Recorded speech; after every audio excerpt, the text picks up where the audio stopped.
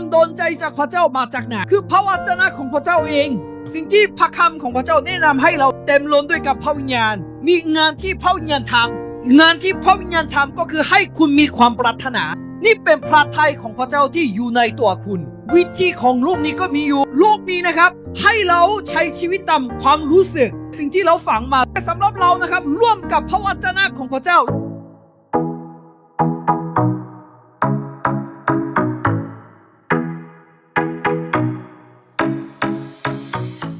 งั้นพระวิญญาณบริสุทธิ์ทำอะไรในตัวคุณ 빌립보서 2장 13절을 ฟิลิ 보겠습니다. ปปีบทที่2ข้อที่13 하나님의 영이 하시는 일이 있습니다. มีงานที่พระวิญญาณท 그것은 바로 여러분에게 어떤 갈망을 주시는 것입니다. ำงานที่พระวิญญาณทำก็คือให้คุณมีความปรารถนา 그분과 함께 연합하여 살아가면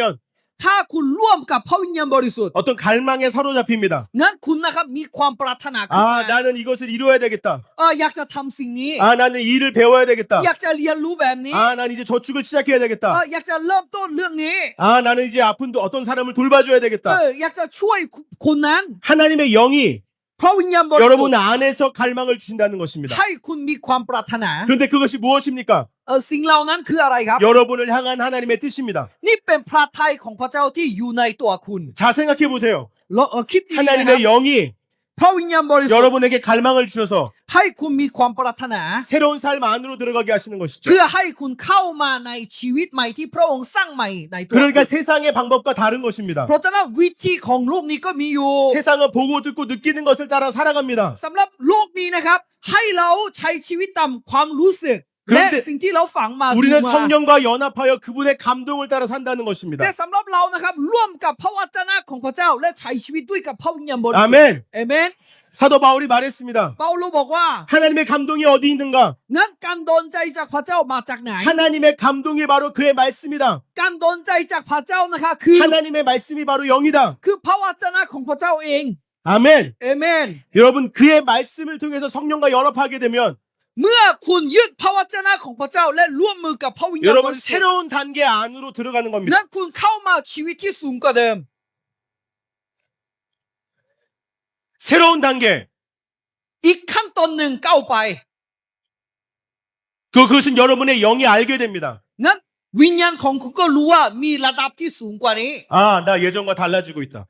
ชีวิตของฉันกำลังเปลี่ยนไปอยู่ 왜 그렇습니까? ทำไมล่ะครับ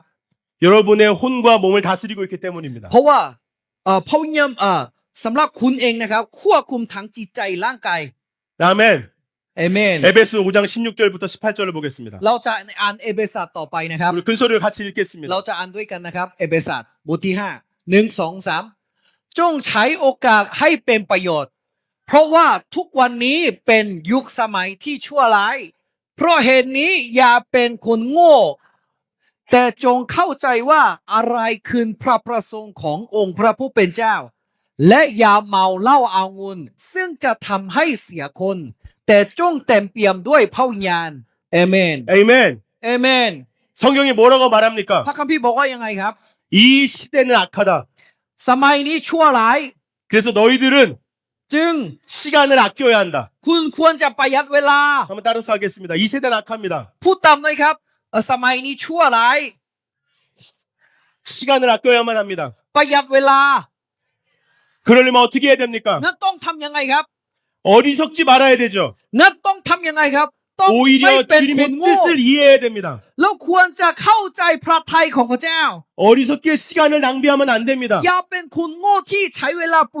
ปล่อยไป 그럼 누가 그것을 도와주십니까? นั่นใครช่วย 성령님. พระวิญญาณบริสุทธิ์ 그분이 여러분의 인생을 세이브하게 해주십니다. พระวิญญาณบริสุทธิ์จะให้คุณประหยัดเวลาประหยัดชีวิต 여러분 그분과 함께 동행하시겠습니까? อยากจะร่วมมือกับพระวิญญาณไหมครับ 그분으로 충만한 삶을 อยาก 살겠습니까? จะเต็มล้นด้วยกับพระวิญญาณไหมครับ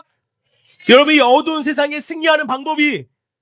하나님과 동행하는 것입니다. วิธีการใช้ชนะที่บนโลกนี้นะครับคือร่วมมือกับพระวิญญาณบริสุทธิ์ 사람들이 왜 술을 마십니까? ทำไมคนหลายคนนะครับจะดื่มเหล้ากัน 괴로운 것을 잊고 싶기 เพราะ 때문입니다. ว่าเขาอยากจะชนะจากความทุกข์ความทรมาน 그래서 술이 깨서 정신이 돌아올 때가 되면 เพราะฉะนั้นจนถึงเราตื่นจากการเมาเหล้า 또 마시죠. งั้นเขาก็จะกินเหล้า 그리고 ต่อ 또 ไป 마십니다. แล้วก็กินเหล้าต่อไป 그것이 계속되면 중독이 되고 ถ้าซ้ำไปซ้ำมาติดเหล้า 인생이 다 망가지게 แล้ว 됩니다. ก็ชีวิตนะครับพังหมดเลย 여러분 술에 중독된 사람 본 적 เค 있습니까? ยเห็นคนที่ติดเหล้าไหมครับ 그의 삶이 어떻습니까? ชีวิตเขาเป็นยังไงบ้าง 그의 ครับ 몸이 어떻습니까? ร่างกายเขาเป็นยังไงบ้างครับ 다 망가졌습니다. เขาก็ถูกพังหมดเลย 그래서 얘기하는 것입니다. เพราะฉะนั้นบอกว่า 세상이 약할수록 술에 취하지 말고 ยิ่งโลกนี้ชั่วร้ายมากขึ้นอย่าเมาเหล้า 너희는 하나님의 성령으로 충만해라. เต็มล้นด้วยกับพระวิญญาณแทน 얼마나 충만해야 됩니까? เต็มล้นด้วยกับพระวิญญาณยังไง 술 먹고 잊을 만큼 เต็มล้นด้วยแบบเราเมาเหล้า 하나님의 영으로 충만해져서 잊으면 됩니다. ถ้าเราเต็มล้นด้วยกับพระวิญญาณบริสุทธิ์อย่างมากงั้นเรา 여러분 ก็เหมือนเมา 하나님의 เหล้าเลย 영은 술 마시는 것과 비슷한 효과가 있습니다. ไม่ความว่าเมื่อเราเต็มล้นด้วยกับพระวิญญาณบริสุทธิ์อาการเหมือนเมาเหล้า 여러분 그래서 밖에서 무슨 일이 있더라도 여기 와서 이렇게 찬양하고 말씀 들으면 잊게 되죠. เมื่อเรามันเจอหลายสิ่งหลายอย่างข้างนอกแล้วมานมัสการพระเจ้าเราก็ลืมสิ่งที่อยู่ข้างนอก 그것도 일종의 충만함입니다. อันนี้ก็เรียกว่าเต็มล้นด้วยกับพระวิญญาณบริสุทธิ์ชนิดหนึ่ง 내가 힘든 일 있을 때 찬양 틀어듣고 막 큰 소리로 따라 부르면 하나님의 은혜가 차오르죠. มีอะไรที่เราเหนื่อยใจ เมื่อนั้นสรรเสริญพระเจ้าและสงบสุข 그것이 มากขึ้น 충만함입니다. อันนี้เรียกว่าเต็มล้นด้วยพระวิญญาณบริ 그것이 สุทธิ์อัน 충만함입니다. นี้เรียกว่าเต็มล้น 어떨 때는 굉장히 강하게 역사하셔서 บางครั้งนะครับมันทำงานอย่างรุนแรง 눈물이 날 때도 있고 ก็เลยมันน้ำตาก็ไหล 몸이 บ้าง 떨릴 때도 있고 แล้วก็หิวข้าวบ้าง 여러분이 또 기절할 때도 แล้ว 있습니다. ก็บางคนก็ล้มบ้าง 여러분 강력한 전기에 감전되면 기절하죠. เหมือนช็อกนะครับ 하나님의 영이 충만해지면 기절할 때도 เมื่อ 있습니다. เต็มล้นด้วยกับพระวิญญาณบริสุทธิ์เหมือนช็อกก็ได้ 그런데 그 가운데 하나님의 성령이 역사하셔서 เพราะฉะนั้นพระวิญญาณบริสุทธิ์ทำงานแล้ว 여러분 완전히 회복시킨 일이 일어납니다. คุณก็มีชีวิตที่ผื่นขึ้น 제가 몇 년 전에 김윤서 목사님 초청해서 추석 때 집회에 가셨습니다. เมื่อไม่กี่ปีที่แล้วนะครับอาจารย์สันเสริญชวนผมมาเทศนาในค่ายที่เกาห 그리고 ลี 새로운 피조물에 대해서 증거했습니다. แล้วก็ผมก็แบ่งปันเรื่องเกี่ยวกับคนที่ถู 그리고 กสร้า 제가 งใหม่ 이렇게 물어봤습니다. 아픈 사람은 자기의 아픈 곳에 손을 대십시오. แล้วก็บอกว่าคนอื่นที่ป่วยเจ็บที่คุณป่วยอยู่ 그리고 예수 그리스도 온전케 하심을 선포했습니다. แล้วก็ผมก็ประกาศ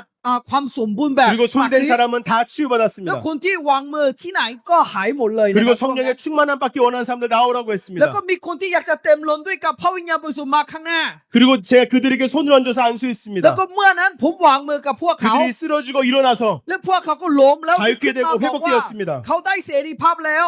왜 그런 일이 일어납니까? ทำไมเรื่องนี้ก่อขึ้น 그분의 충만케 하심이 우리를 다르게 하기 때문입니다. 네. 그분의 충만케 하심이 우리를 달라지게 하기 เพราะว่า 때문입니다. การเต็มล้นด้วยกับพระวิญญาณบริสุทธิ์ทำให้เรามีเสรีภาพ 성경이 우리에게 오늘 얘기하고 권면하고 있습니다. สิ่งที่พระคำของพระเจ้าแนะนำให้เราทราบ 성령으로 충만하라. เต็มล้นด้วยกับพระวิญญาณ 하나님의 영으로 충만하라. เต็มล้นด้วยกับพระวิญญาณ 아멘. เอเมน